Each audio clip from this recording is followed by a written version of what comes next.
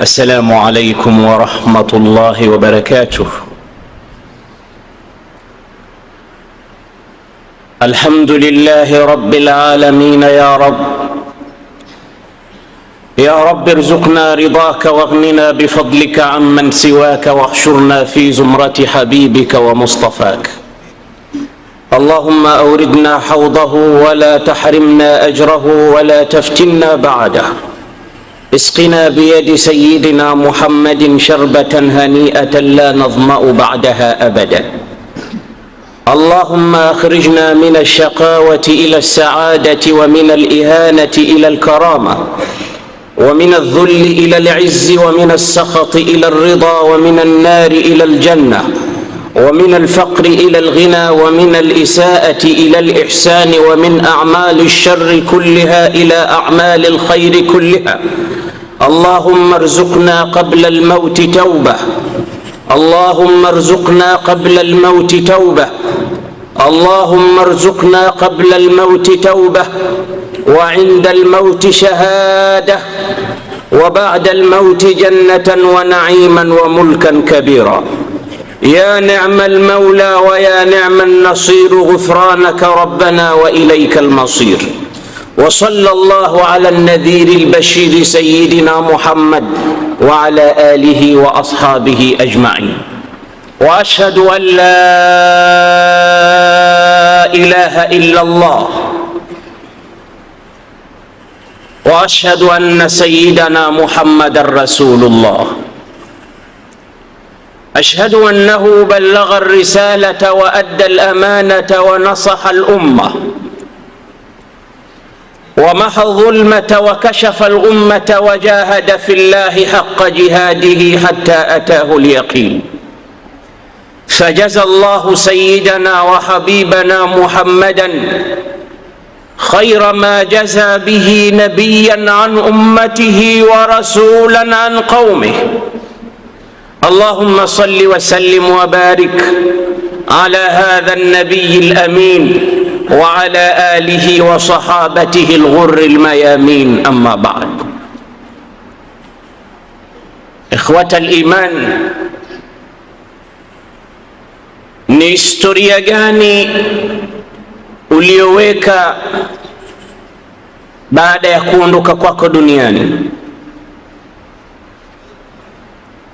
Historia gani utakayoiweka ewe mwanadamu watakaokuja kabla yako wewe wawe ni wenye kuisoma na kupendezewa na jinsi ulivyoishi katika ulimwengu? Mimi na wewe tunapaswa kufikiria sasa ni kipi tunachokitengeza kwa ajili ya historia ambayo itasomwa kama tunavyosoma historia za wenzetu.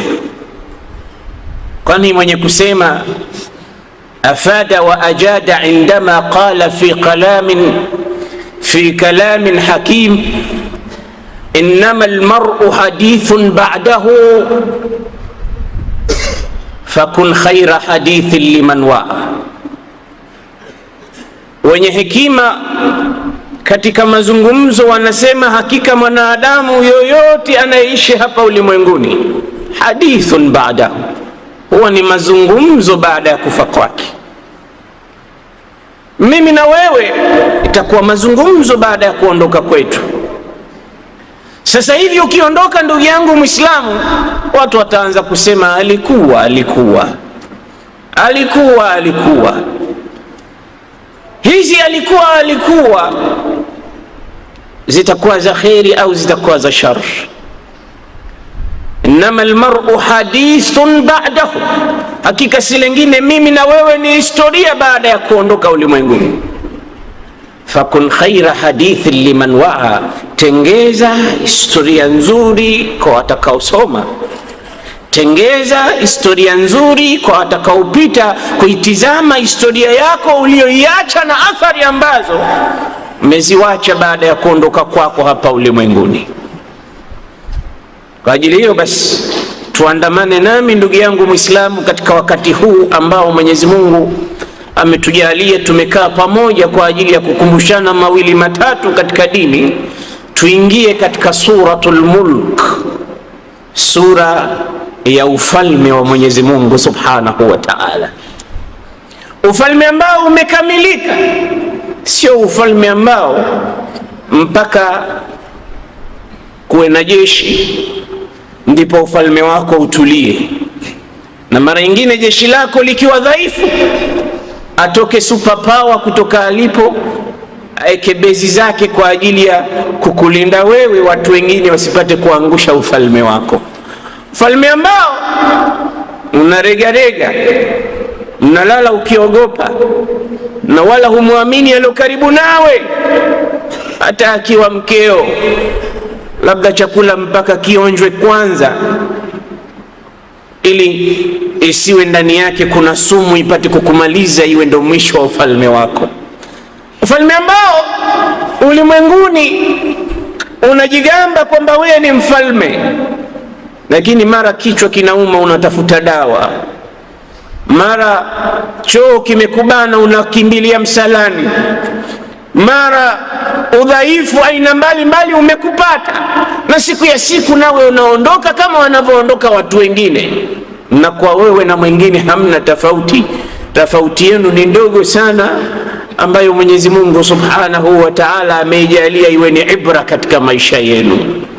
Ufalme tunaozungumza hapa ni ufalme ule, qulillahumma malikal mulk tu'til mulka man tasha wa tanzi'ul mulka mimman tasha wa tu'izzu man tasha wa tudhillu man tasha biyadika alkhayru innaka ala kulli shay'in qadir. تولج الليل في النهار وتولج النهار في الليل وتخرج الحي من الميت وتخرج الميت من الحي وترزق من تشاء بغير حساب. Akhbirni birabbika ayuha al-insan, niambie ndugu yangu Muislamu, je, katika ulimwengu yuko mfalme anayeyafanya haya tuliyoyataja? Malikal mulk, aliyemiliki ufalme. Yu'ti al-mulka man yasha, yupo mfalme anayewapa wafalme wengine ufalme anayemtaka. Wayanzi'u al-mulka mimman yasha, je, yuko anayeweza kuuvua kwa anayemtaka? Wayuizzu man yasha, je, yuko anayempa juu akampeleka juu akampa daraja anayemtaka? Wayudhillu man yasha, na yupo anayemdhalilisha amtakaye? Je, yupo ambaye yukhrijul hayya min almayyit wa yukhrijul mayyita min alhayy? Je, yuko ambaye yarzuqu man yasha'u bighairi hisabi illa Allah? Qul illahumma malikal mulki tu'til mulka man tasha. Huyo ni Mungu peke yake. Ukizungumzwa ufalme wa kweli, ni ufalme wa la ilaha illa hu Muhammadun rasuluhu, ndo mfalme ambaye amekamilika, hana upungufu. Wengineo ni wafalme ambao ufalme wao baada ya muda mchache watauacha na wataelekea huko kwa malikul mulki wa malikul muluk. Harun Rashid alikuwa mmoja katika hao wafalme na wenzake wengi. Alikuwa mfalme anamiliki mipaka ya ardhi kutoka China mpaka Shamalul Ifriqi, kutoka Siberia mpaka katika shibhu jaziratil Arabia. Wingu likipita analiambia ayatuha sahabatu amtiri huna au mtiri ainama shiti, ewe wingu la mvua nyesha hapa ukipenda au kanyesha unakotaka. Fa inama amtarti fasawfa yasiluni kharajuki, popote utakaponyesha mazao yake yatakuja katika mkono wangu. Harun Rashid, umturi huna au umturi ainama shiti, wingu nyesha hapa au nenda utakako, lakini kodi, mazao, mali ambayo italetwa na maji hayo takuja katika mikono yangu, na mimi ndo mfalme mwenyewe. Lakini siku ya siku watu walikwenda kumkagua, ayan la yaqdir, hawezi. Wakamuuliza, kaifa tajiduka, unajionaje hali yako? Akasema, hali yangu mimi ninaiona si tena mkazi wa ulimwenguni. Sasa ihmiluni, nibebeni. Ila aina, tukupeleke. Uridu an ara qabri qabla an udfana fihi, nionyesheni kabri yangu kabla hamujanizika, niione mwenyewe kabla ya kuzikwa, niione nikiwa hai. Akabebwa mzega. Mfalme huyo alikuwa akiamrisha, akisikilizwa. Alikuwa akiambia, wingu la mvua mturi huna au mturi ainama shiti. Leo hawezi, anabebwa akachukuliwa mpaka mbele ya kaburi lake, akaambiwa, ukifa tutakuzika hapa. Akalitizama, machozi yakatoka kutoka katika macho yake, akiufikiria ufalme wake feki na akiufikiria ufalme wa Mwenyezi Mungu Azza wa Jalla, yukhrijul hayya minal mayyit wa yukhrijul mayyita minal hayy. Kisha akanyanyua mikono mbinguni.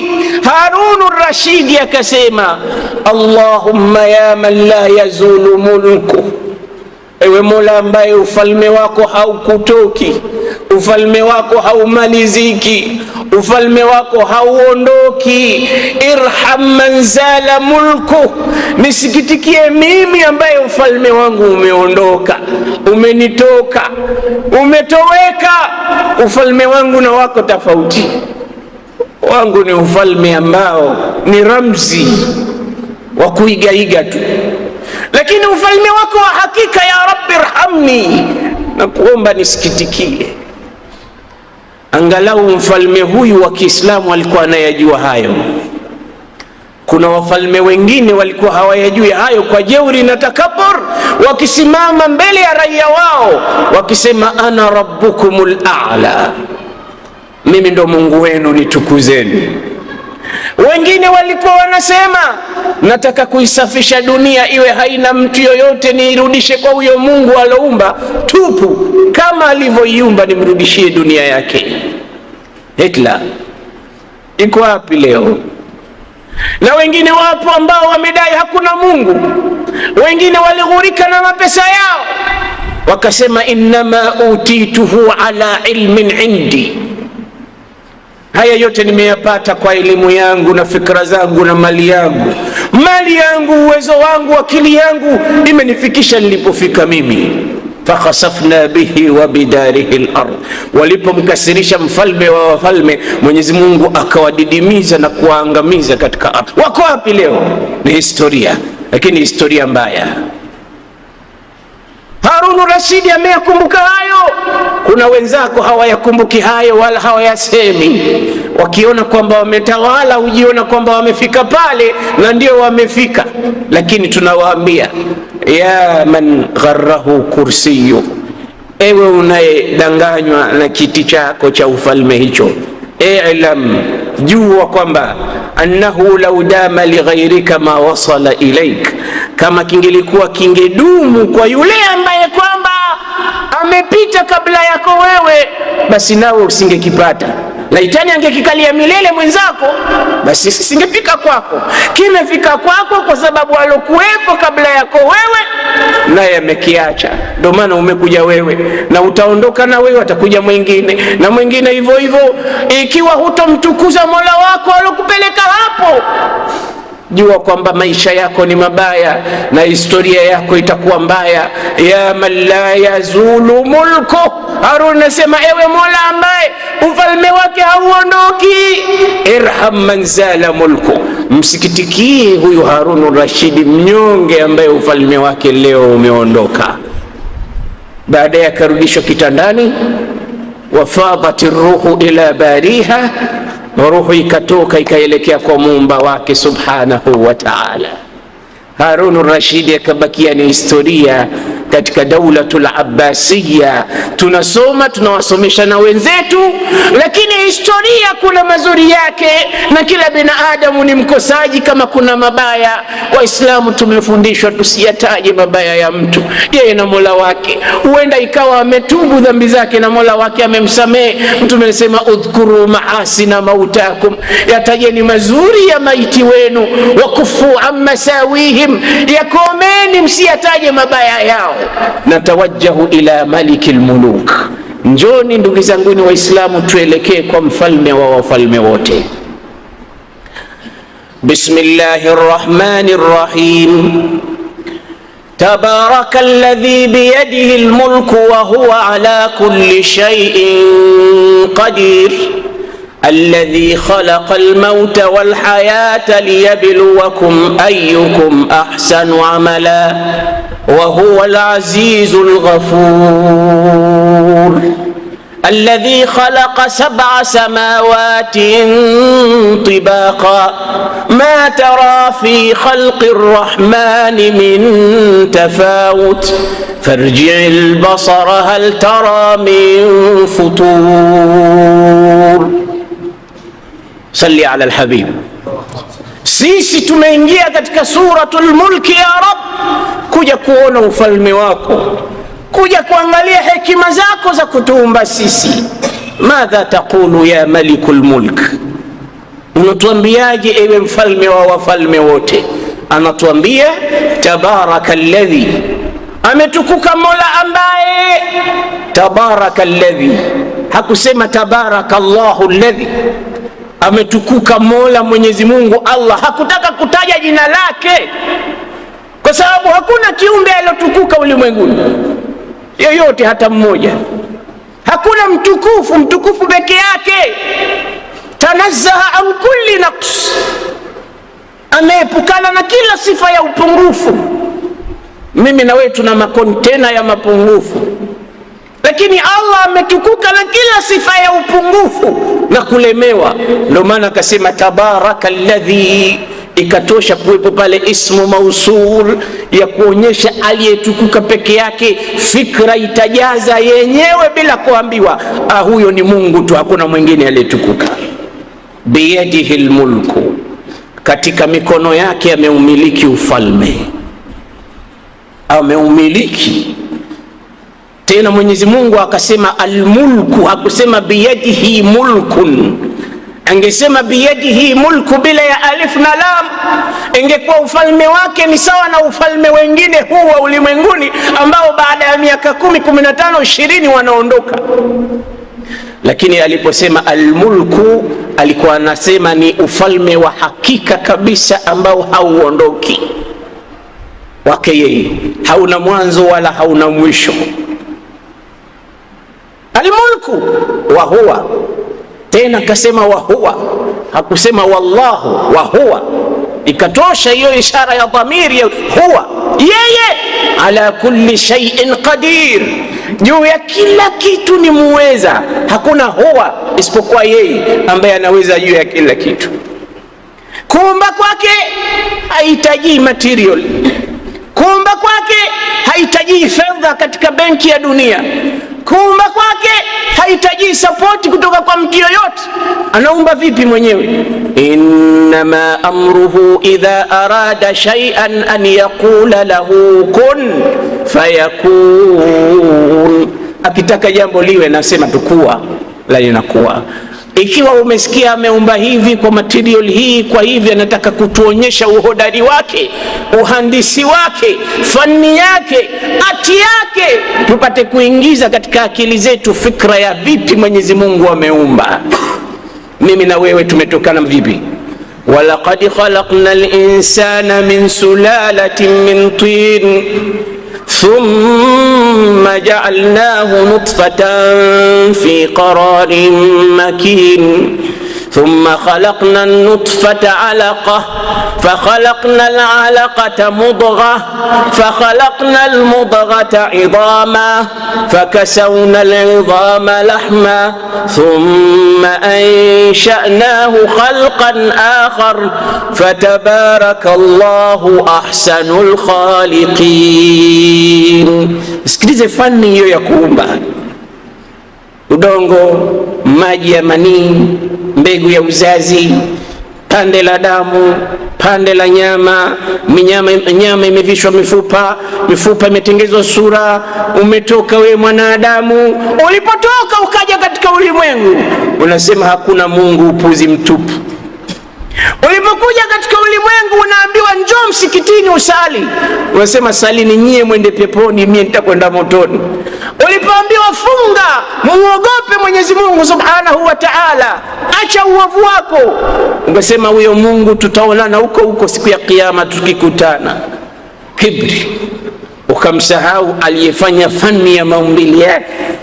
Ya ayuha al-insanu ما غرك بربك الكريم الذي خلقك فسواك فعدلك في أي صورة ما شاء ركبك. Kwa nini mwanadamu unaghafilika na Mola ambaye amekuumba, tena amekuumba kuwa sawa kabisa? Tizama macho yako mahala yalipo, tizama masikio yako, tizama meno yako, tizama uzuri wa sura yako, jitizame maisha yako. Unakula kama mwanadamu muhtaram.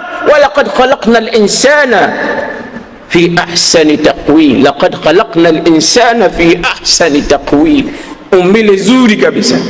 Niambie, ingekuwa kula kwako leo unakwenda kufutari unakula kama ng'ombe au mbuzi, lakini unakwenda kukosha mikono yako, unakula kilichoiva, unakula kitamu.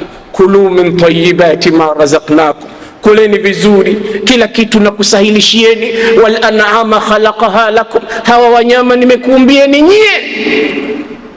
Khalaqaha lakum, ajili yenu nyie wanadamu, ili munitumikie mimi. Awalam yara al-insanu anna khalaqnahu min nutfatin fa idha huwa khasimun mubin. ضرب لنا مثلا ونسي خلقه قال من يحيي العظام وهي رميم قل يحييها الذي أنشأها أول مرة. Mwanadamu huyu alipojiona kwamba amekamilika na nguvu, akachukua mfupa uliokuwa umeoza, umekuwa mchanga, anamuonyesha Muhammad, kisha anauvunja vunja mbele ya macho yake. Mungu anaweza kumrudisha huyu mwanadamu huyu aliyokufa miaka 100 eti akawa mwanadamu tena? Muhali. Suratul Mulk, na ufalme wa Mwenyezi Mungu. Wa huwa ala kulli shay'in qadir, na yeye Mwenyezi Mungu juu ya kila kitu ni muweza, anaweza kufanya anavyotaka. Alladhi khalaqa al-mauta wal hayata liyabluwakum, anaitaja baadhi ya kazi alizozitenda. Alladhi khalaqa al-mauta wal hayata liyabluwakum, Mola ambaye ameumba mauti na uhai. Sikilize vizuri ndugu yangu Muislamu, mtu huanza kufa ndo akawa hai, au huanza kuwa hai ndo akafa? Huwa hai ndo akafa baadaye. Lakini Mwenyezi Mungu Subhanahu wa Ta'ala kwa utaratibu wa aya na maneno matukufu haya hakusema alladhi khalaqa alhayata walmauta liyabluwakum, Mola ambaye ameumba uhai na umauti ili akupeni mtihani. Hakuanza na uhai kama tulivyoanza sisi, ameanza kutaja mauti kwanza. Alladhi khalaqa almauta walhaya, Mola ambaye ameumba mauti na uhai. Ulama utafsiri wakatuambia, ukisoma Qur'ani usisome tu kama kasuku. Liyadabbaru ayati, zingatia sana aya za Qur'ani. Na mazingatio yanatupeleka hapa kwamba kwa kutaja Mwenyezi Mungu mauti kabla ya uhai, arada minna an yatabadara hadha ila adhanina, alitutaka haraka haraka akili zetu ziwe kitu cha mwanzo kinachoingia katika akili hapa ni mauti kabla ya uhai. Tuwe na yakini kwamba tutakufa kabla ya kuwa na yakini kwamba tutaishi, kwa maana kwamba iwe mauti yako karibu zaidi niko uhai. Awe na hakika mwanadamu isiyokuwa na shaka kwamba mauti qadimun qadimun qadimun, mauti yanakuja yanakuja yanakuja. Ndio maana akakuanzia nini, khalaqal mauta, ili usisahau katika maisha yako yote kwamba kuna kifo. Kama utasahau kuna uhai, lakini usisahau kama kuna kufa. Siku moja utaondoka katika ulimwengu huu. Na ndio maana yeyote anayekumbuka kifo, moyo wake hubadilika, roho yake hubadilika, maisha yake hubadilika, maneno yake huyachunga, akawa selective. Mtu anachagua la kusema, asije akamuudhi khaliqul bari, asije akamkera malikul mulk alladhi yastati'u an yaqula li shay'in kun fayakun. Kwa sababu najua siku moja mimi mgeni hapa ulimwenguni, nitaondoka tu, na nikiondoka itakuwaje maisha yangu ya baadaye? Historia yangu vipi itakuwa baada ya mimi kuondoka? Umar ibn al-Khattab alayhi sahaibu rahma wa ridwanullah, alipokuwa katika firashul maut wa huwa man huwa, ameongoza umma, kaeka fingerprint za uadilifu mpaka ulimwengu wa magharibi usiokuwa wa Kiislamu wanapiga mfano juu ya tendo la uadilifu katika umma kwa Sayyidina Umar ibn al-Khattab na mjukuu wake Sayyidina Umar ibn Abdul Aziz. Watu wasiokuwa Waislamu wanaosoma historia ya Kiislamu kupiga mfano ya uadilifu kwa Umar ibn al-Khattab radhiyallahu ta'ala anhu. Siku moja katika picha miongoni mwa picha za uadilifu wake, alishuka katika majabali kwa ajili ya kutafuta hali za Waislamu huko mashambani. Alipofika akampata ra'i al-ghanam yar'a al-ghanam, mchunga anachunga mbuzi wake. Wakati alipokuwa Umar ibn al-Khattab anaandamana na mfanyikazi wake, huku wamemwona mchunga mbuzi anachunga, Umar akamwambia mfanyikazi wake, ngoja nimpe mtihani raia anayeishi katika serikali ya Umar, nione je, utawala wangu umefikia wapi katika uadilifu. Umar akamuuliza mchunga mbuzi.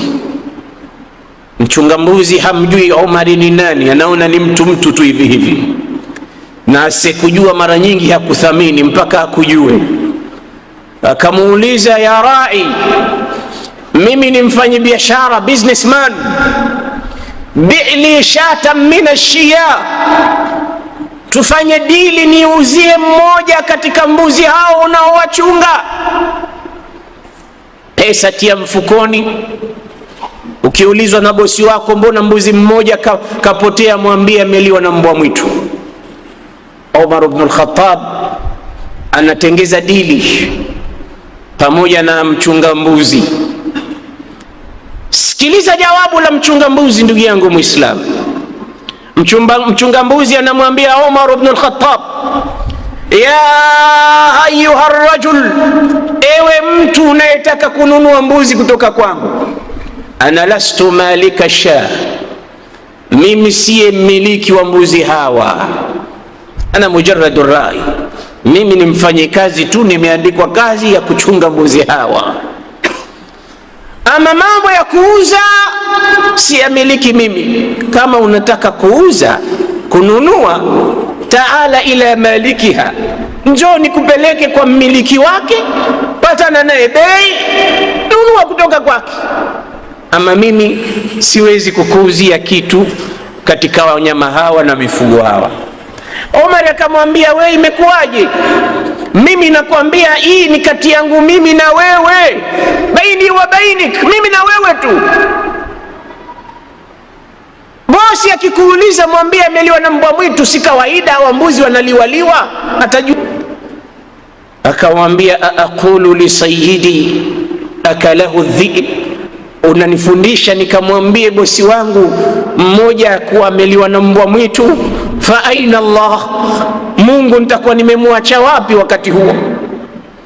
Rai, Mungu nitakuwa nimemwacha wapi? Ina maana mimi nitakuwa namdanganya mpaka Mungu? Siwezi. Omar akamwambia mfanyikazi wake, alhamdulillah, angalia huyu raia katika raia wa Umar, raia katika serikali ya Sayyiduna Umar. Akamwambia, basi dullani ala malik ash-Sham, nipeleke nionyeshe aliko bosi wako anayemiliki mbuzi hawa. Akamwambia, taala mai, niandame nikupeleke. Yule bwana anafikiria huyu ni mnunuzi wa mbuzi, akampeleka kwa bosi wake. Alipofika kwa bosi wake, akamwambia bosi wake, bi'li hadha al-abd, nimekuja sitaki kununua mbuzi, nataka uniuzie huyu mchunga mbuzi, niuzie mtumishi wako. Akamwambia, amira almu'minin, huwa lak, nimeshakuuzia, mchukue.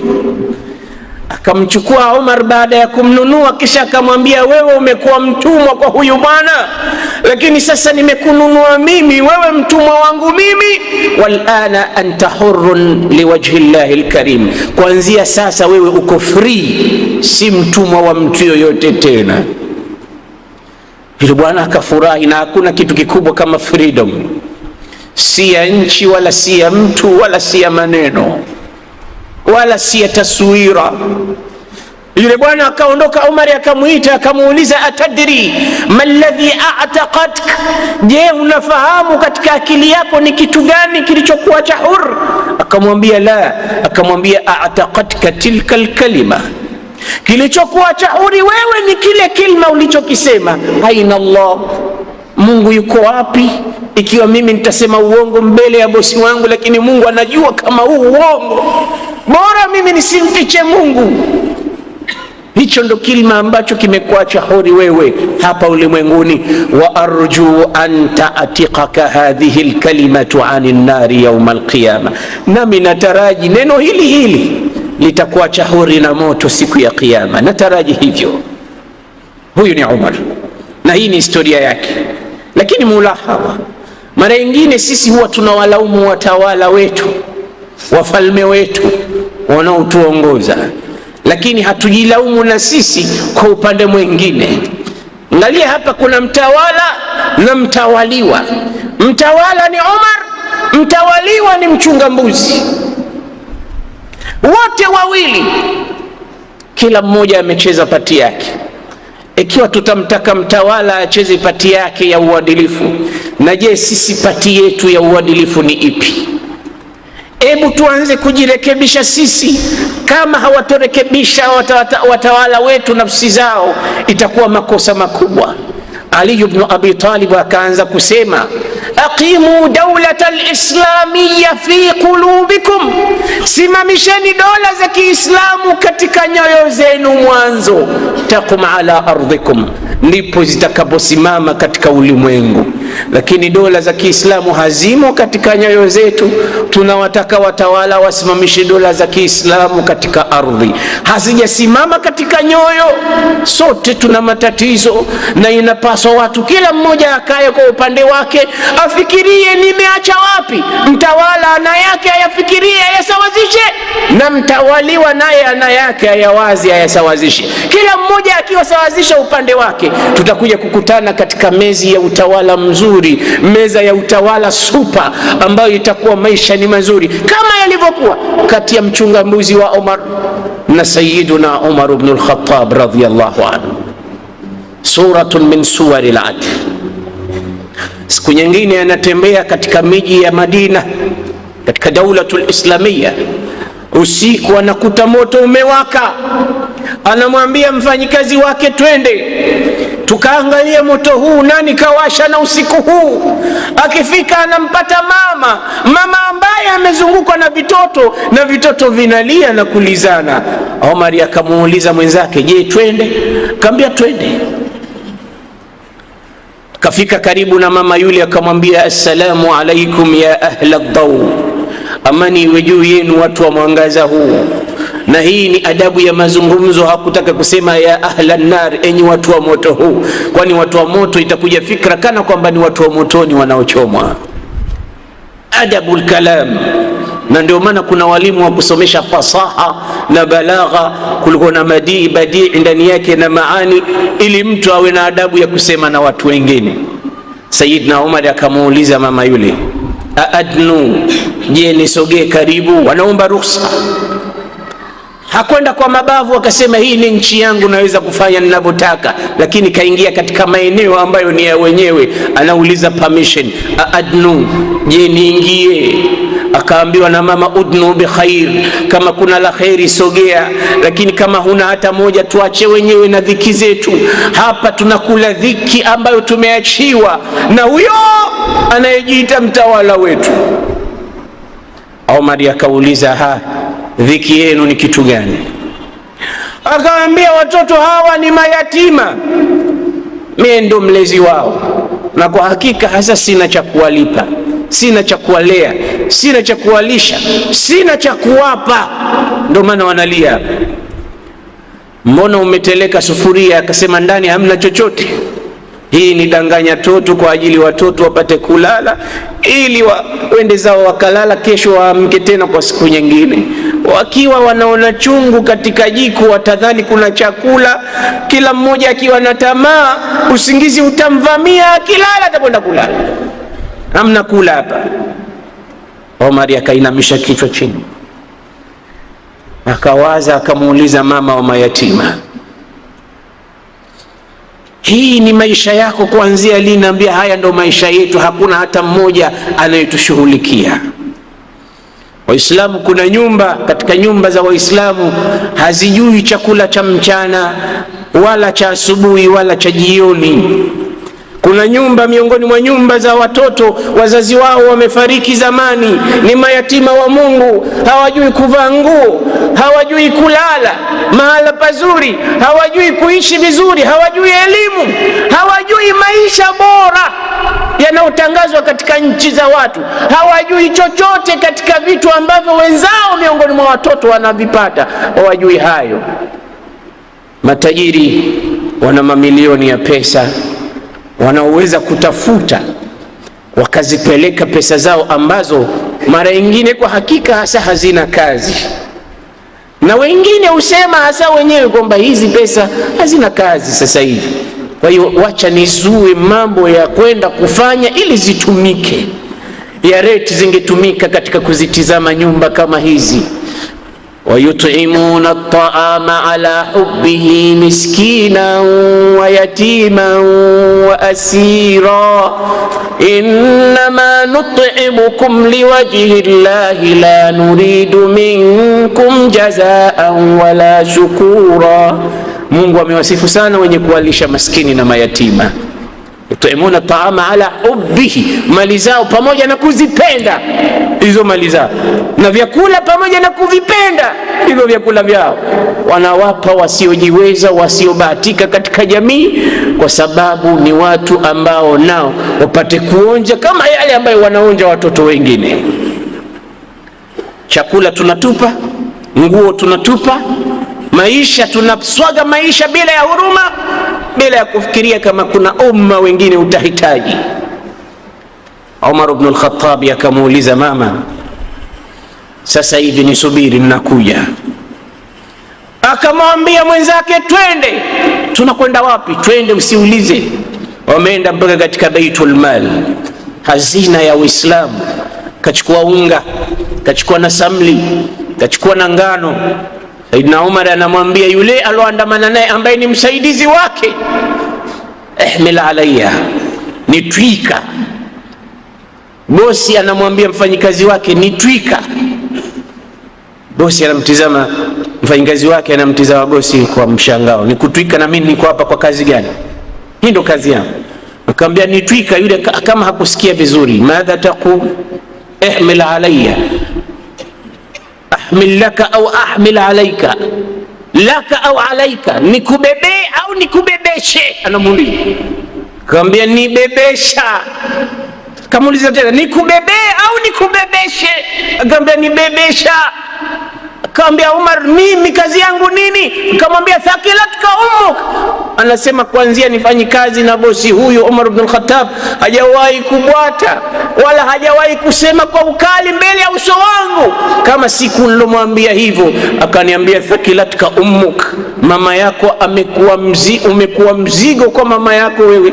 Manake mtu ambaye huchukuliki, husarifiki mbele ya mamako hawezi kukubeba. Ni kilima cha nini? Kukaripia. Atahmil alayya wizri yawm alqiyama, je siku ya kiyama utabeba dhambi zangu wewe? Naweza kubeba maovu yangu?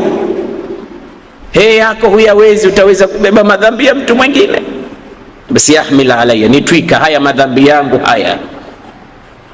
Bwana kwa shingo upande akamtwika bosi wake, huko anasikitika.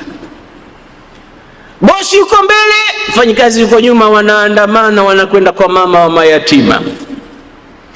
Kufika akatua mzigo wake Umar, akaingia jikoni mwenyewe akaanza kupika, akachemsha pale, akawa anapuliza moto wake. Wadukhanu yatakhallalu min baini lihyatihi, huku moshi unapita unachoma katika ndevu zake, ukipita huku na huku kama tanuri ya mkaa. Khalifa wa Kiislamu alipomaliza kupika, akawalisha watoto mayatima kwa mkono wake, kila mmoja. Vitoto vilikuwa vinalia hapo, vikaanza kuonekana tabasamu imekuja juu ya nyuso zao. Alat ala wujuhihim basma, uso kaanza kunawiri. Chakula si mchezo. Umar ibn al-Khattab huko anawalisha watoto wale, mama wa mayatima anamtizama kwa jicho la huruma na upendo, akitikisa kichwa chake, anasema ama kama huyu sijawahi kuona hapa mtaani. Hajui kama ni amiri al-mu'minin. Kisha akamwambia ayuha rajul, we mwanamme, we anta afdalu, wewe ni bora, wa ahaqu bil khilafati, na bora ungeongoza wewe utawala, min Umar ibn al-Khattab, kuliko huyo Umar ibn al-Khattab ambaye anajigamba kwamba anatutawala wala hajui shida zetu. Umar akamezea, akamwambia bibi, njoo katika ofisi zake kesho na mimi mwenyewe nitaongea naye Umar ibn al-Khattab aondoe matatizo yake. Ni nyumba ngapi zina matatizo na tunajua? Kama hujui uliza, kwa sababu matajiri mara nyingi hawajui watu walikuwa mafukara, labda wale matajiri wanaojumuika na maskini, kwa sababu kuna matajiri wengine hawataki hasa kuonekana wamekaa na watu maskini. Wale ndo wenzangu bwana, sio hawa pangu pakavu tia mchuzi, hawa hawafai. Mimi wenzangu wale, akionekana amekaa na watu kama wale anaona aibu. Ukikaa na watu wanyonge ndio utapata kujua kama kuna mambo katika nyumba za wanyonge. Mmoja alinihadithia, anasema zamani kuna baadhi ya wazee wetu walikula chakula ugali kwa harufu. Nikawa very interesting kusikiliza ugali na harufu unaliwa vipi. Akasema zamani ilikuwa shida chakula, ikafika wakati pesa alizokuwa nazo pia shida kupata. Sasa akapata pesa ya kununua chakula, lakini pesa ile akinunua chakula atakosa mafuta ya taa ya kuwasha koroboi kibatari, akinunua mafuta ya taa atakosa kiteweo, akinunua kitoweo atakosa chakula na mafuta hata. Sasa afanye nini? Wakati mmoja anapanga plani apate mafuta ya taa ya kuwasha moto na taa nyumbani kwake, na apate chakula na apate kitoweo. Mkewe akamwambia, upo unga kidogo, tunaweza kusonga ugali tukala, lakini kitoweo hamna na mafuta hamna. Basi kwa hiyo nunua kitoweo na mafuta, pesa ndio hiyo moja. Kamtuma mwanawe, akamwambia nenda kanunue mafuta ya taa. Na kwanza kamwambia hapa inabidi tupate mafuta ya taa, nunua na papa mkavu, yule mkavu alikuwa anayekuwa juani yule, ili tupate kuja kula na ugali. Lakini kipande cha papa ukishanunua kimoja tu, hizi pesa zimeisha, mafuta tutakosa. Kwa hiyo kanunue papa kwanza, alafu tutaangalia mipango. Akaenda akanunua papa kipande kimoja, pesa zimeisha. Ugali umeshasongwa, kachukua kile kipande cha papa kikafungwa fungwa na makaratasi, kaenda kwa jirani, kikachomwa chomwa kile kipande cha papa juu ya moto, ndani ya karatasi, ikawa hakikuiva wala hakikunyambulika, ikawa kinatoa harufu tu. Ikachukuliwa kile kipande cha papa, ikapulizwa na kupitishwa juu ya ugali, watu wakawa wanakula ugali na ile harufu, alafu akampa kipande cha papa, akamwambia kamrudishie mwenye duka, mwambie baba kasahau, alikuwa anataka mafuta ya taa. La ilaha illa Allah. Angalia ekonomi inavyokwenda kwa watu kama hao ambao wewe na mimi tumewasahau. Najua kabla sijasema kisa hiki ulikuwa unafikiria walikulaje chakula na harufu, lakini akili inapotanzwa na shida inapowasili na umasikini unapopiga hodi, akili huanza kutafuta miundombinu. Kama kuna miundombinu unaisikia, basi ndo hii. Mwambie baba kasahau, badala ya papa anataka mafuta ya taa. Kwa hiyo papa wameshatumia, lakini harufu yake, alafu mafuta ya taa yanakuja, wanawasha nyumba nyumbani, wanawasha taa. Hawa wapo katika jamii yetu, lakini utawajuaje wewe mwenye pesa kama hukai na watu mafukara ukawasikiliza? Na ndio maana katika fungu la zaka kuna watu wanaitwa al-amiluna alaiha, wafanyikazi wa kuifanyia kazi ile zaka, kwa sababu yupo mmoja ana mapesa, yeye anatoa ile zaka. Kuna wengine wao ndo wanawajua wale watu wanaostahili kupewa. Sasa wale ambao wanastahili, wanawajua watu wanaostahili, nao wana fungu lao, lakini wao ndo wenye kwenda huku na kule, nyumba hii nyumba ile. Wewe huwajui kwa sababu wewe ima uko katika benzi yako kila siku, uko katika mitaa ya watu matajiri, uko katika mahala, huwezi kuwafahamu, lakini wale wengine wanawafahamu. Sasa uliza wapi kuna haja, uliza nani anahitaji. Najua hutomaliza, ni wengi, lakini alhasil, fanya kwa kadiri ya uwezo wako alokupa Mwenyezi Mungu, usiwe mukassir, mpate kuacha fingerprint katika ulimwengu huu. Njoo utamzungumzia Umar ibn al-Khattab kesho kwa ajili ya mambo yako. Mama akafurahi, akalala uzuri na watoto wamelala. Asubuhi akafunganya, anakwenda zake kwa Khalifa Umar ibn al-Khattab. Akifika asubuhi, anamuona yule bwana alikuja jana, akawa anapika, yeye ndo katikati, anaitwa huku na huku, tena kwa jina la ya Amir al-Mu'minin, ya Amir al-Mu'minin, ya Amir al-Mu'minin. Akasema hadha huwa Amirul Mu'minin? Jamani, niambieni ukweli, hivi huyu ndo mwenyewe Amir al-Mu'minin? Akamwambia ndiye. Mama akakosa nguvu, akaanguka, kwani alisema neno la kujeruhi. Akasema wewe bwana una haki ya kuwa khalifa kuliko huyo Amir al-Mu'minin. Kumbe ndo mwenyewe. Watu wakambeba wakampeleka kumpa first aid. Alipozindukana Umar akaambia njoo mama, unajua kwa nini nimekuita hapa? Nimekuita kwa sababu nataka ninunue madhambi yangu kutoka kwako, yasiwepo tena. Dhambi nilizotenda, dhulma ya kudhulumu mtoto wako, siku hizo zote ninatawala, lakini unakufa njaa, sikujui. Kule alimuuliza Umar, ma dhambuhu, kwani anakosa gani Umar mpaka mnamwambia maneno hayo? Aya alamul ghaiba, je, anajua habari ya ghaibu kwamba nyie mko huku mwisho wa dunia? Mama alisema neno zito, akamwambia unasemaje? Ayali amrana wa yaghfalu anna, ina maana tutawale alafu atusahau? Kwa nini nikubali basi kutawala? Na Saidina Umar anasema wallahi sikukubali ila kama vile mtu ambaye amekosa chakula, kapata chakula cha haramu kama nguruwe au kitu chochote ambacho si halali, anakula kwa dharura, ndio nilikubali kuwatawala watu. Akampa 600 dirham, dirham 600, anamwambia chukua hizi mama, tuandikiani mkataba, nisamee madhambi yangu na yanunua kutoka kwako. Na hii agreement ikaandikwa. Haya ni madhambi ambayo ameyanunua Umar ibn al-Khattab kwa dhulma alizomtendea mama wa mayatima muda wote alipoongoza, ili nikifa usije kwa Mungu wewe ukasema siku moja wewe ulipotawala sisi tulikufa njaa. Nanunua kabisa, na nikifa akawaambia wasia, tieni karatasi hii katika kaburi langu, katika sanda yangu, kwa Mungu niokoke, nimwambie ya Rabbi dhulma nilizinunua kwa ummul yatama.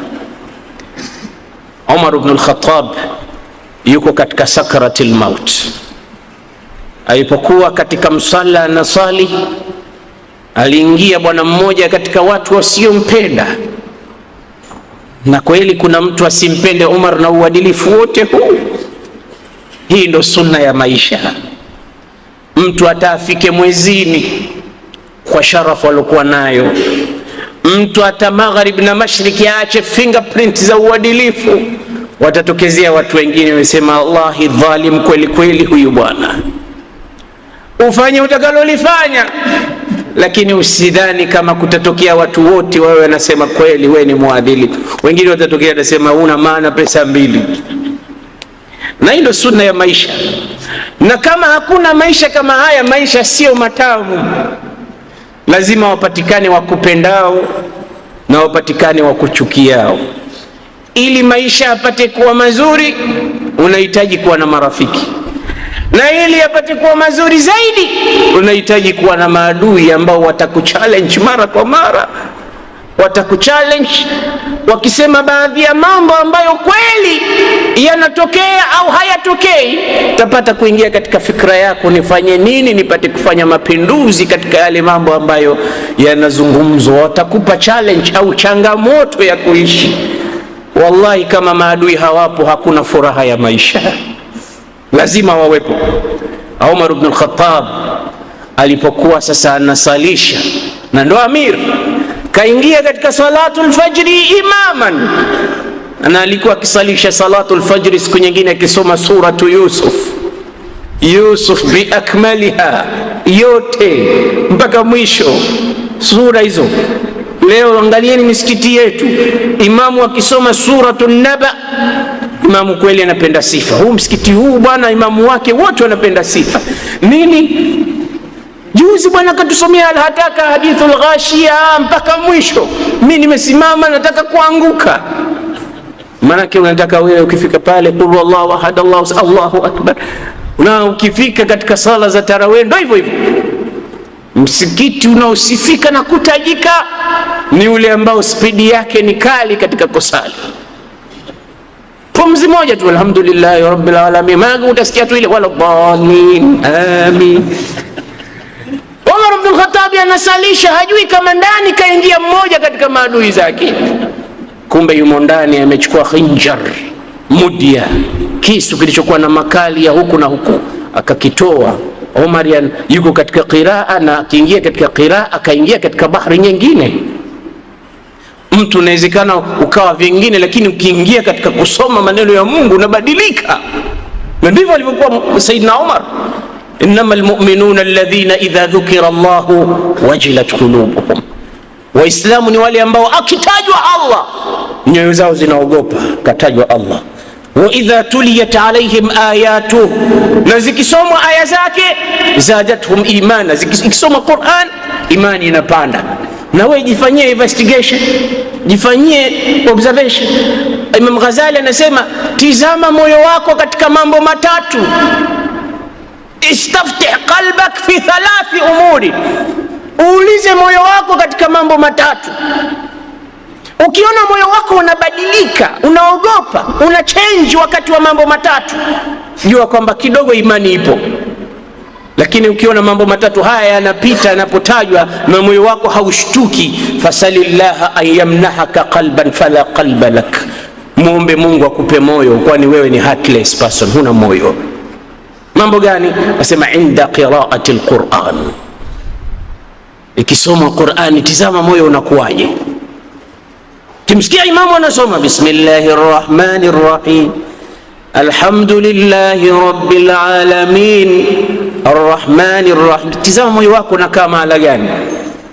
Utasikia watu wengine wanaburudika, utasikia watu wengine wametoka katika ulimwengu mpaka katika ulimwengu mwingine kwa sababu ya utamu wa Qur'anul Karim. Inda qiraati alquran, wakati wa kusoma Qur'an sal qalba, utizame moyo wako wapi. Wa inda salah, na wakati wa kusali umesimama, wajjahtu wajhiya lilladhi fatara samawati wal ardh, katika sala uko vipi? Ikiwa katika sala na katika Qur'ani nasoma wala huna habari, Qur'ani inasoma wala moyo haubadiliki. Uko ndani ya sala ndo mwanzo unapiga mahesabu. Kuna nazi zangu pale, nafikiri leo na kama 200 hivi, zile zikinunuliwa hii Ramadhani mtabadilika tu. Sami Allahu liman hamidan, Allahu akbar. Lakini unapokuwa mutmainu katika swala, unamkumbuka Mwenyezi Mungu, moyo upo. Wa inda dhikri almauti, na wakati yanapozungumzwa mauti na kifo, tizama moyo wako unakuwa wapi. Watu tunazungumza mauti, dola iko ngapi leo? Niambie bwana mkubwa, mambo yanakuwaje? Biashara inakwenda vipi? Wala wewe hakikugusi chochote, kana kwamba unapigiwa gita mbuzi, ufahamu chochote, moyo uko pale pale.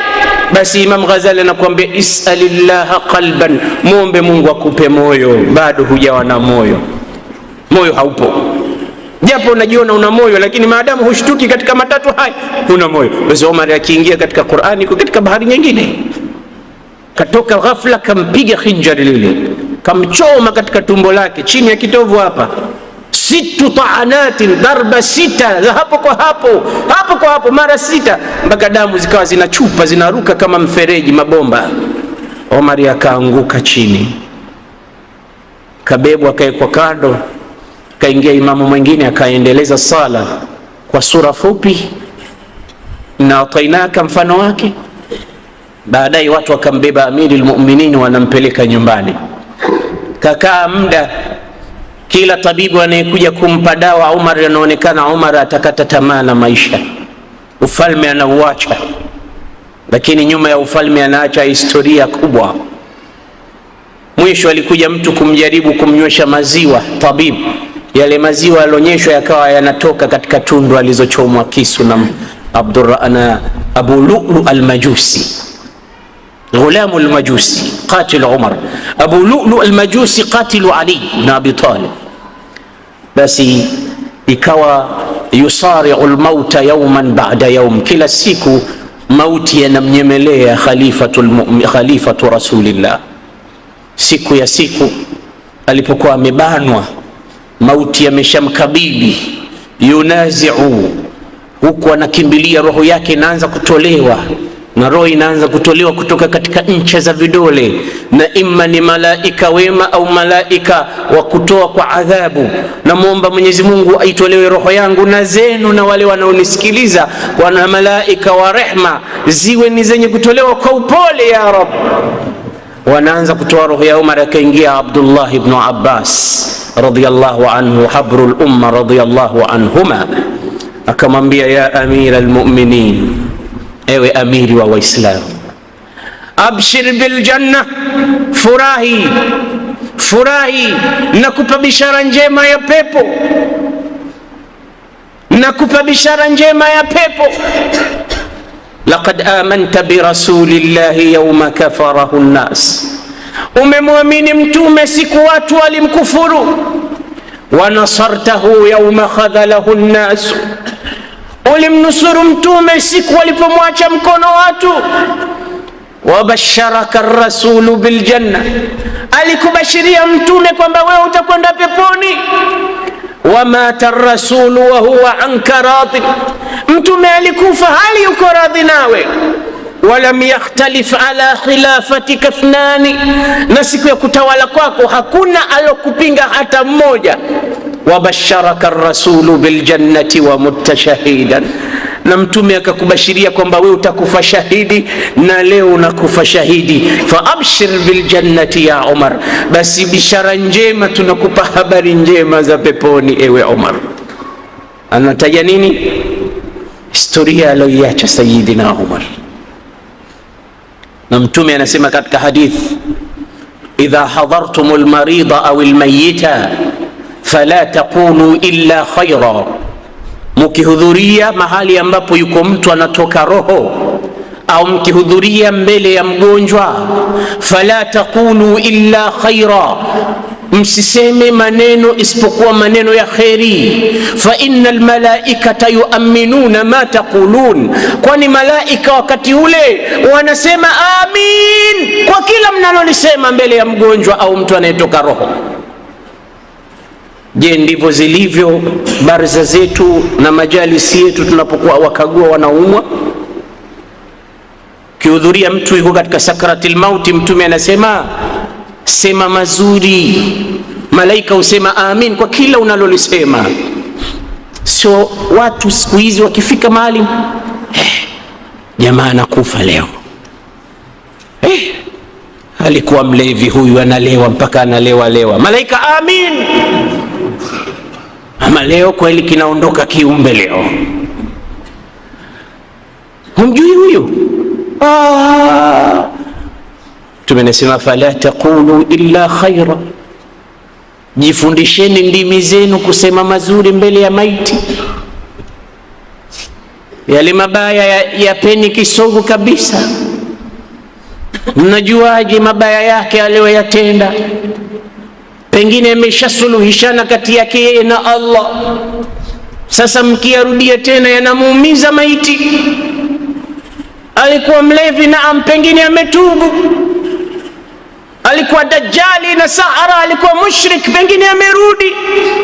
Na kuna watu hurudi, kila mmoja hurudi kwa wakati wake. Yuko mwingine hurudi baada ya miaka 10 akarudi. Sasa sio kila siku wewe unamtaja na yale mambo alikuwa akiyafanya hapo zamani za kale. Hata fulani naye anasalisha. Kwa nini? Kwa sababu miaka 10 iliyopita alikuwa anauza gongo. Bado tu wewe unamwandama na kuuza gongo kwake. Kuna wengine hutubu baada ya miezi ya kuhesabu. Kuna wengine hutubu baada ya masiku tu, na kuna wengine hutubu baada ya masaa kwa tendo alilolitenda, na kuna wengine hutubu baada ya madakika, na kuna wengine hutubu huko pale kwa pale, nimekosa ya Rabbi nisamehe. Hii ndio khulq ibn Ali. Si unaendeleza tu bila kufikiria na wewe vile vile ni kiumbe na unayo ya kwako nyuma, unayaangalia vipi na hayo? Basi Mtume anasema tabia ya kutaja maovu ya watu, hasa maiti wakati anatoka na roho yake, muache. Lakini inawezekana kabisa kwa baadhi ya watu miongoni mwetu ikawa mtu amekaa analifikiria zuri lake amtaje nalo halipati hata moja. Ya Rabbi la taj'alna minhum. Watu wamekaa anaumwa fulani, wanafikiria zuri la kumtaja nalo hawalipati.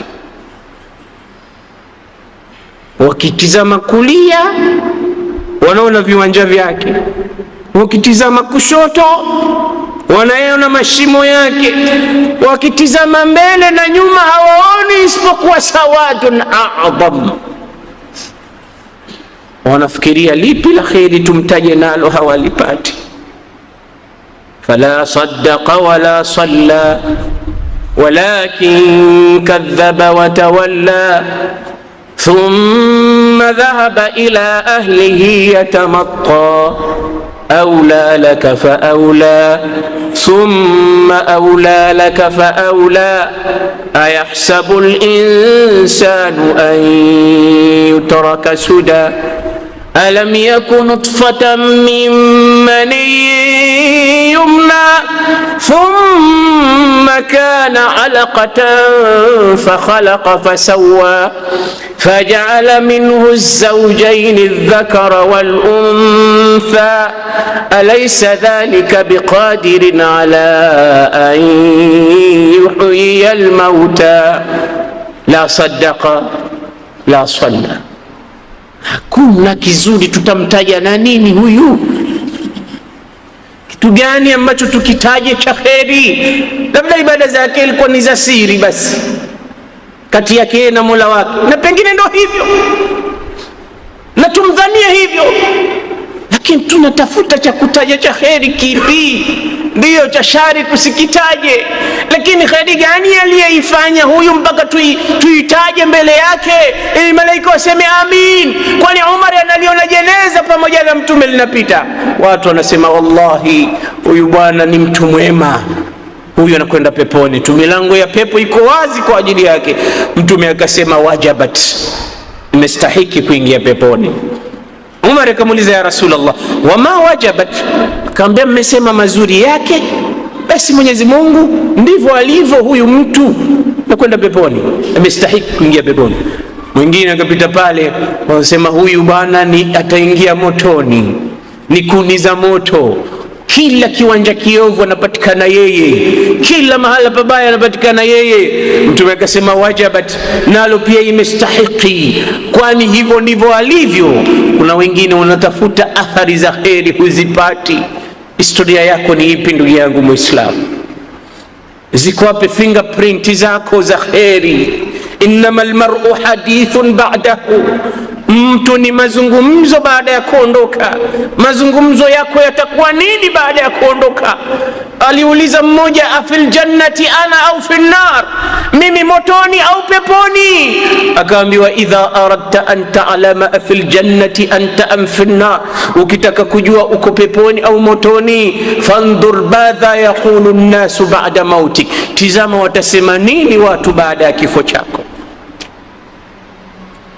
Hana kuni, watasema nini watu baada ya kuondoka? Akaona jeneza lingine, Mtume akasema mustarihun, wallahi amepumzika huyo, anakwenda kustarehe. Au mustarahun anhu, au kama hajapumzika yeye, basi watu wamepumzika naye huko duniani. Wanasema leo ameondoka, alhamdulillah. Hivi ndivyo hali ya maisha inavyokwenda kwa jinsi ya historia tunavyoziandika. Abshir bil jannati ya amira almu'minin, hongera peponi ewe amiri almu'minin. Laqad amanta bi rasulillahi yawma kafara bihi nnas, ulimwamini mtume. Wa nasartahu yawma khadhalahu nnas, ukamnusuru mtume. Wa mutta shahidan, umekufa shahidi. Wa mata rasulu wa huwa radin anka, mtume alikufa yuko radhi nawe. Wa basharaka bil janna, akakubashiria pepo. Wa lam yakhtalif ala khilafatika ithnani, hakukhalifiana yoyote wakati unatawala wewe kuwa kiongozi. Wa mutta, leo unakufa shahidi, umedhulumiwa. Fa abshir bil janna, bishara, hongera kwenda peponi. Omar akanyanyuka akamwambia, ya ibn Abbas, ewe mwana wa Abbas, aid hadha alkalama marratan ukhra, eburudia tena, na nafurahi kuyasikia. Eburudia tena, anza mwanzo. Ibn Abbas akarudia tena. Alipomaliza akamwambia, ya ibn Abbas, law kanat li ad-dunya wa ma fiha, laitani ningekuwa nimemiliki dunia na vilivyomo ndani yake, laftadaitu biha, ningevisukuma kuweka rahani, min hauli al-masra'i inda sakarati al-mauti, kwa sababu ya uchungu wa kifo nao upata sasa hivi, ningeweka rahani dunia yote. Mauti uchungu wake unampelekea Umar kutaka kutoa fidia ardhi yote ulimwengu mzima kama ingekuwa ni milki yake. Wa huwa man huwa, na yeye ndo yule tulomzungumza. Takuwaje siku ya sisi kuondoka ulimwenguni?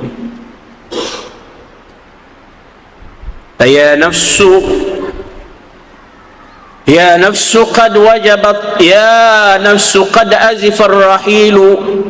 Mmoja anazungumza na nafsi yake, na hakuna kitu kikubwa kama mtu kuzungumza na nafsi yake. Imam Ghazali ametafawaq katika ilmu ya akhlaq, alipojichimbia mahali hajulikani miaka 10.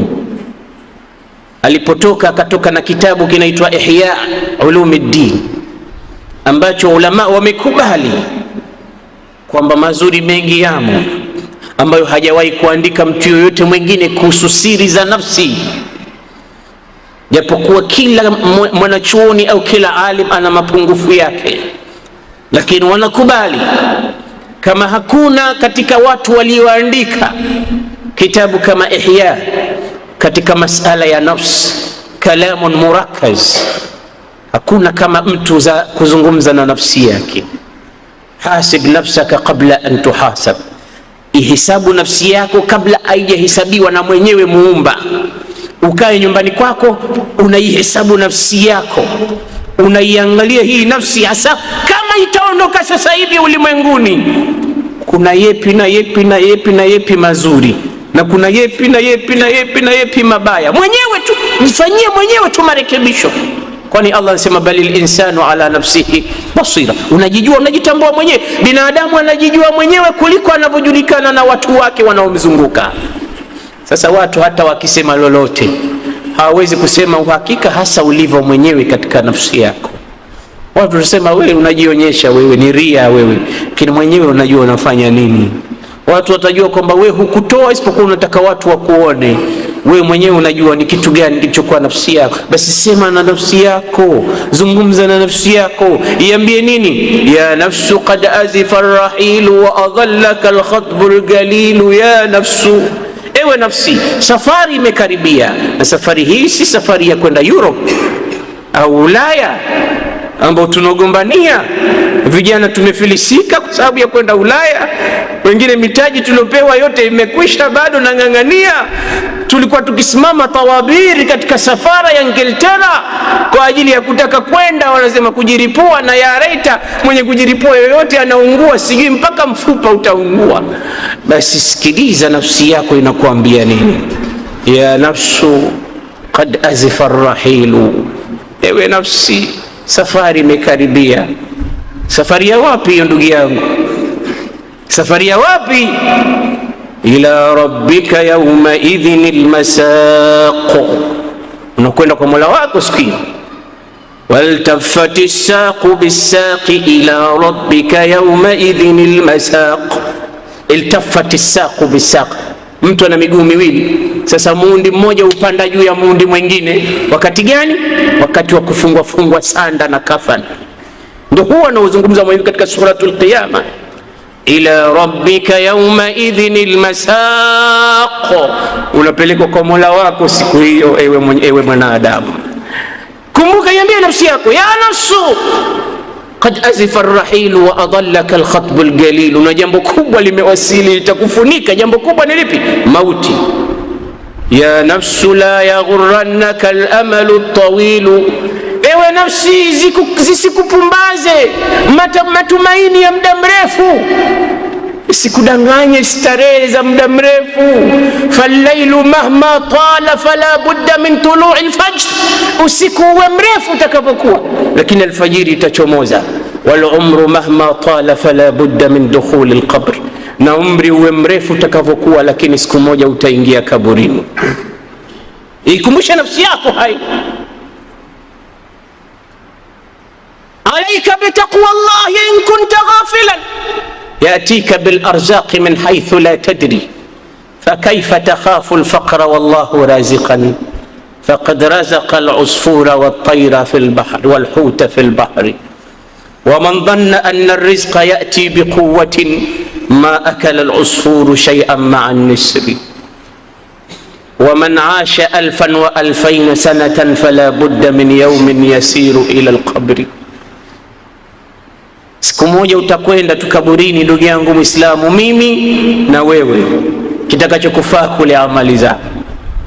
Ya nafsu la yaghurrannaka bika al-amalu at-tawil, ya nafsu latanzilanna bimanzilin, ya nafsu latanzilanna bimanzilin yunsi al-khalila bihi al-khalil, ya nafsu wala yarkabanna alayka min ath-thara, ya nafsu latanzilanna bimanzilin yunsi al-khalila bihi al-khalil. Ewe nafsi, utashuka katika sehemu ambayo rafiki atamsahau rafiki wake, mpenzi atamsahau mpenzi wake, mume atamsahau mke wake, na mke atamsahau mume wake, na baba atamsahau mwanawe, na mama atamsahau babake, na kila mmoja atamsahau mwenzake. Wapi hapo? Katika mwana ndani, katika kabri. Tallahi law asha alfata fi dahrihi alfan min al'awami malika amrihi mutanaiman fiha binu'ma asrihi متلذذا فيها بكل نفيسة لا يعتريه فيها السقم مرة كلا ولا ترد الغموم بباله ما كان كل ذلك بأن يفي بمبيت أول ليلة في قبره. أنا سما uishi ulimwenguni iwe huna unachokihitaji isipokuwa umekipata. Kula, kulala, kuishi, maisha yote mazuri unayoyajua wewe iwe unayo, Mungu amekupa. Alafu huugui hata unywele wala ukucha. Alafu kila facility za maisha bora unayo. Haya yote na umri wa miaka 1000 Mungu akupe, iwe unatamata katika ulimwengu, lakini hizi neema zote utazisahau siku utakapowekwa katika mwanandani. Ule usiku wa kwanza kaburini utakusahaulisha. La tanzilanna bimanzilin, utashuka katika mashukio ambayo yunsil khalila bihi alkhalilu, yatamsahaulisha mpenzi kumsahau mpenzi wake. Wala yarkabanna alayka min athara, na utamiminiwa juu ya kichwa chako na mgongo wako michanga. Himlu thaqilu, mzigo mkubwa, alafu watu watawanyike wakuache wewe na Mola wako. Mola wako akuulize, ya abdu raja'u wa tarakuka wa fi turabi dafanuka walau dhallu ma'aka ma nafa'uka wa lam yabqa laka illa ana wa ana alhayyu alladhi la amut. Wamekuleta wamekuacha, na hata ungebaki nao baada ya kufa kwako wasingekufaa na kitu chochote, na umeletwa hapa, hakuna mwingine isipokuwa ni mimi Mola wako, niko nawe na mimi sifi, niko hai. Umekuja na kitu gani hapa? Mola mmoja anakuuliza. Kisha kufa pale, sunna, Mtume anasema jeneza huwa linazungumza, linaambia qaddimuni qaddimuni, nipelekeni haraka nipelekeni haraka. Kwa nini linasema nipelekeni haraka? Kwa sababu Mtume anasema mtu anapotolewa roho ikiwa ni Muislamu, malaika umwambia ile roho, ukhruji ila rahmatin min rabbika wa rabbin radin anka ghayr ghadban, nenda katika neema za Mola wako, unasubiriwa. Sasa wewe umekufa, watu wanakuweka, wanasema yuko mwingine London, yuko mtoto wake mwingine Marekani, yuko mwingine yuko Canada. Siku 4 hujazikwa unawekwa. Kumbe Mtume anasema yule pale wanasema qaddimuni qaddimuni, nipelekeni nipelekeni, mbona mnanichelewesha? Kipi anachokikimbilia kule? Neematullah, ni zile neema alizobashiriwa zinamsubiri. Kama vile wewe mtu fulani ambavyo ukialikwa kuna hafla ya tarab na ukawa una nguo yako, umenunua suti yako ghali, au wewe mwanamke umenunua hii 4,000 5,000 nguo yako, unataka kila mmoja aione katika masma'i nasi na mar'a nas, basi unaona unachelewa. Mbona anachelewa huyu? Kama umemwita taksi anachelewa huyu. Qaddimuni qaddimuni, haraka nipelekeni nipelekeni. Nini? Nataka watu waone kile kipya ulichokuja nacho, nataka watu waone ile fahari ya nguo uliokuwa nayo, nataka watu waone yale mambo uliowaletea, watu waone unavyokatika, watu waone ulivyokuwa mzuri, watu waone. Qaddimuni qaddimuni, na maiti usema qaddimuni qaddimuni, mbona mnanichelewesha? Kuna neema huko. Mungu amenambia ukhruji ya ayatuha an-nafsul mutmainna irji'i ila rabbiki radiyatan mardiyah. Irji'i, akusema ukhruji, irji'i, rudi ila rabbiki radiyatan mardiyah. Kuna radhi za Mungu zinakusubiri, kuna neema za Mwenyezi Mungu zinakusubiri. Innal ladhina qalu rabbuna Allah thumma istaqamu tatanazzalu alayhimul malaikatu alla takhafu wa la tahzanu thumma madha wa abshiru bil jannati allati kuntum tu'adun wa abshiru bil janna. Ndio maana anasemaje qaddimuni qaddimuni, anasema idha hamaltumul janaza ala aktafikum fima mana, mukibeba jeneza katika mabega yenu, fa in kanat saliha, likiwa ni la mtu mwema, fa khairun ma tahmilunaha, mujue mnabeba chema katika mabega yenu, wa in kana ghairu dhalika, na ikiwa ni ovu jeneza hilo, fa sharrun tahmilunaha, ni kitu kiovu mmekibeba katika mabega yenu. Kwa hiyo ikiwa ni chema kipelekeni haraka, na hata ikiwa ni kiovu pia kipelekeni haraka, kwa sababu kiondoke haraka katika mabega yenu. ndo lisanul hali ya wabebaji maiti. Ikiwa ni mwema, qaddimuni qaddimuni. Ikiwa ni mwovu, sharrun tahmiluna ala anaqikum, kitu kiovu mno mmebeba juu ya mabega yenu, basi ili mkiondoe katika mabega yenu, fanyeni haraka kumpeleka huko anakokwenda. Ardhi namsubiri, kabri namsubiri. Nasema sayadurruhu alqabru wa sayadhummuhu hatta takhtalifa atla'uhu, takwenda kumbana kaburi mpaka mbavu zipishane, za kulia zende kushoto na za kushoto zende kulia. Bado ni testi ndogo tu hiyo, na mengine makubwa. Summa tuftahu lahu abwabu an-nar, anafunguliwa milango ya moto, anaambiwa tizama makazi yako. Allahumma la taj'alna minhum ya rab. Ikhwata al-iman, biidhnillahi tabaraka wa taala, namuomba Mwenyezi Mungu azza wa jalla ulimwenguni atujalie ni wenye kutengeza historia njema kwa chote alichotupa ya Rab. Ajalie tuache basamati tukiondoka, watu watutaje kwa kheri, ila wale maadui watatutaja kwa shari, ambazo shari hizo zitarudi katika nafsi zao. Allahumma inna natawajjahu ilayka fi hadhihi saa wa la'allaha sa'at al-ijaba an tuyassira alayna umurana umur ad-dunya wal akhirah waqdi jami'a hajatina. Allahumma asrif 'anna as-su'a bima shi'ta وكيف شئت إنك على ما تشاء قدير. اللهم أخرجنا من الشقاوة إلى السعادة، ومن الإهانة إلى الكرامة، ومن الذل إلى العز، ومن السخط إلى الرضا، ومن النار إلى الجنة، ومن الفقر إلى الغنى، ومن الإساءة إلى الإحسان. اللهم ارزقنا قبل الموت توبة، اللهم ارزقنا قبل الموت توبة، وعند الموت شهادة، وبعد الموت جنة ونعيما وملكا كبيرا. يا نعم المولى ويا نعم النصير، غفرانك ربنا وإليك المصير. وصل وسلم على النذير البشير سيدنا محمد وعلى آله وصحابته أجمعين، بفضل سبحان ربك رب العزة عما يصفون، والسلام على المرسلين.